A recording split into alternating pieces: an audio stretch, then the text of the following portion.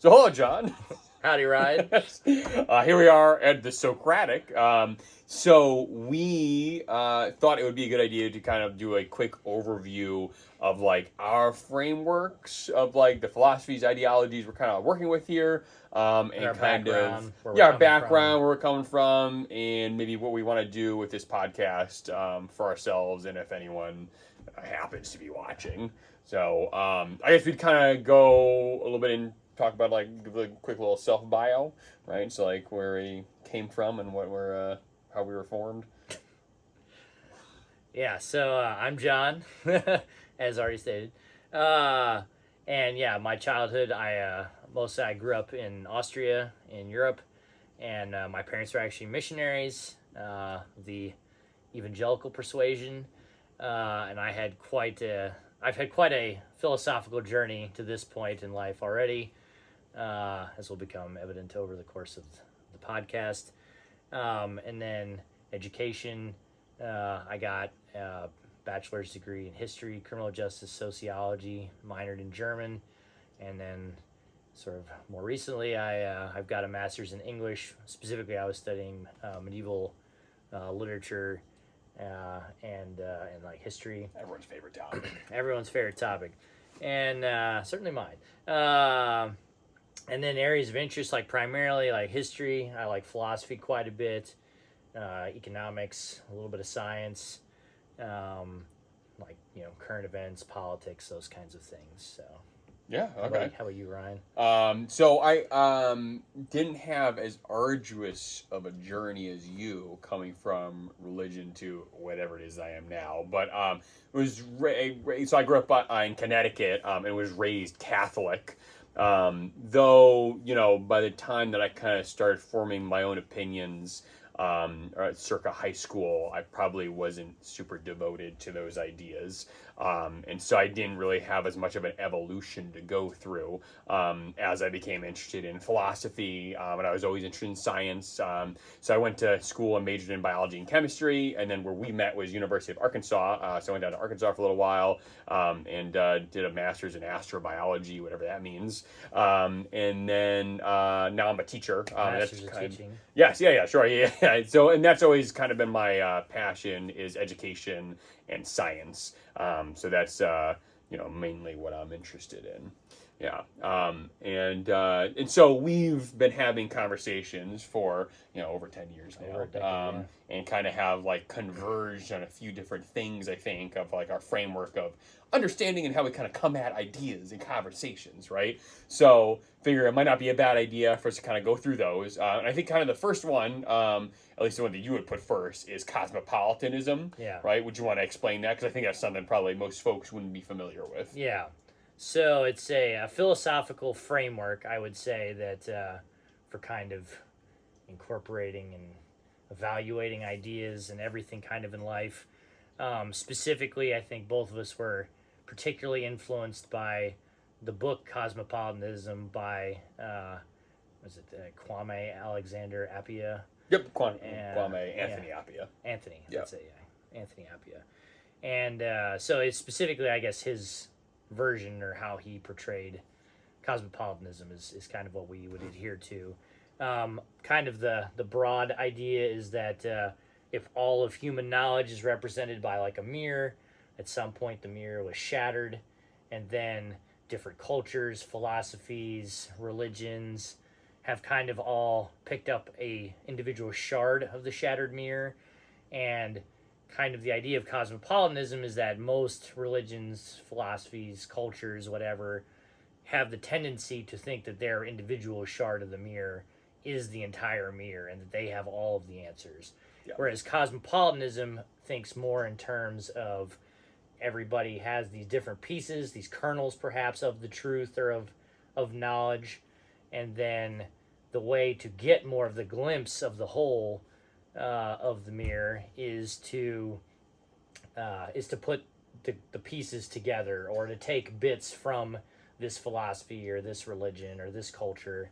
Yeah, almost try to be like a collector of shards of the mirror, yeah, right? That's a good, and the more of those fragments that you get, the more you can see of like the whole picture. Yeah, right? The closer perhaps you get get to the more like a truth or universal universal, truth, yeah. or maybe a theory of everything, Yeah. something like that. Yeah. It has a lot of connections to, we often talk about model-dependent realism.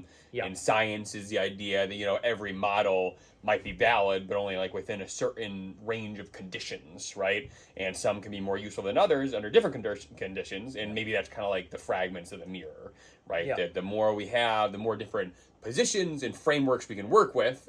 Sometimes they're more useful, sometimes you don't want to use it for a given situation, and the more you have, it's more like more tools you Greater have in your utility. toolkit, to greater come utility. at more aspects of what you hope is the truth, right? Yeah. So so that's cosmopolitanism. I think we're also pretty much humanists, Yeah. right? Which probably needs a little bit less of an explanation. But kind of there's a value in humanity, not intrinsically, exactly, not for our utility or the labor we can do, but just that every person has value, and that perhaps our political organization should, or political structure factor should that in a little bit more. factor that in, which doesn't always happen, turns out. Yeah. And then I guess we're both materialists, which, what does that mean, John? More or less that the physical universe is all that there is, and that we can detect it through our senses or through experimentation, perhaps, where our senses might no longer be sufficient. And then I think we actually both met in a Skeptics Club at Skeptics Club at the University of Arkansas. So I think we're probably both skeptics, which means we try to come at ideologies and ideas with a position that, not that they're necessarily right from the beginning, but that we should question things. Try to question things as much as possible. Yeah. And both of us would probably broadly identify ourselves as kind of like atheist agnostics. Again, kind of going through that skeptical and maybe materialist and maybe even humanist lens. And I guess along with the skepticism, we try to kind of bring that skepticism to our own ideologies and positions and try to refine them over time. And obviously, we cannot be the best at that all the time. But of course, it's always harder to bring the same rigor and scrutiny to your own positions that you're biased in favor of. As opposed to those that you already disagree with. Given you have that bias.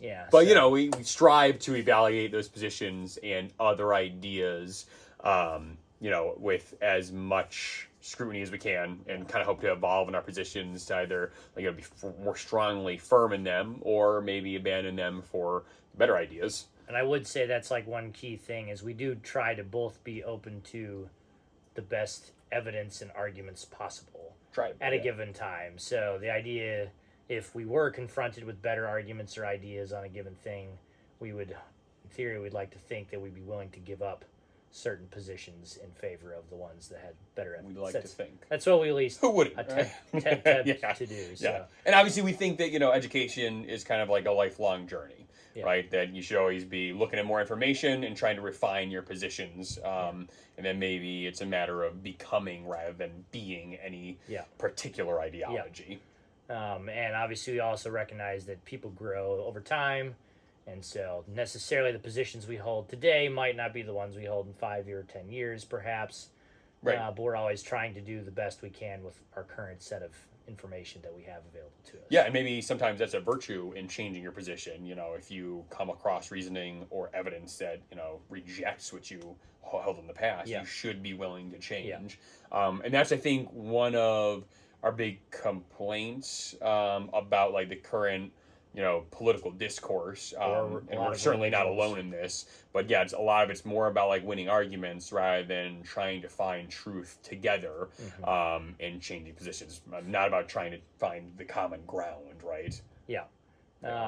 One of the kind of elements of cosmopolitanism that we both like quite a bit too is this idea of how to have conversations in a world of differences. So how do you find common ground with people? How do you try to not win arguments, but come to a greater understanding where we're all coming from as human beings? It's probably never been more important than in the age of the social media algorithm, where everyone's kind of getting pushed towards the extremes. Maybe try to find where we have commonalities rather than differences. focus in more on the things we share as opposed to the things we do not. Yeah, yeah. And, maybe even explore those ideas that are kind of contrary to our own. Try to understand them as best as possible. If it's not just for, then communicating those flaws to someone else, but also maybe trying to steelman them so we understand where people are coming from, again, for that commonality. Yeah. And obviously, we both think that it's pretty important to read a lot and to seek out new information and be as informed on topics that we think are important as possible, right? It's obviously impossible to be, most people aren't going to be an expert even in one thing, much less multiple things. So obviously there's always a shortage of time. You can't put in the time to become an expert in a lot of things. So sometimes obviously you do your best to rely on quality sources and, experts that have spent a long time in a certain, field or discipline. But you try to do your best to get a handle on the current kind of state of a discourse or where. Yeah. And there's always a fine line between thinking of yourself, right, and trying to interact with ideas and as a primary source, but then also relying on experts for the knowledge they've accrued and the expertise they can bring to a subject. So. Obviously we think it's really important to hold yourself accountable, and that's kind of why we're doing this podcast, is to look at some things, some ideas, some positions that maybe we're unfamiliar with, or maybe that we already have, but haven't really delved into the finer details of, and maybe try to move the conversation forward, both for ourselves and, ideally maybe for others as well. Yeah. Try to ultimately perhaps try to contribute in a small way to making the world a better place or something along those lines. It would be nice. It would be nice. It's the ideal. Yeah. So that's kind of an idea of where we're coming at from in the Socratic here. And we invite you along for the journey with us. Come along in with case us. You're interested in seeing where we end up and perhaps where you might end up as well. Interested in any of that nonsense. Yeah. So come along for the ride. John and Ryan out.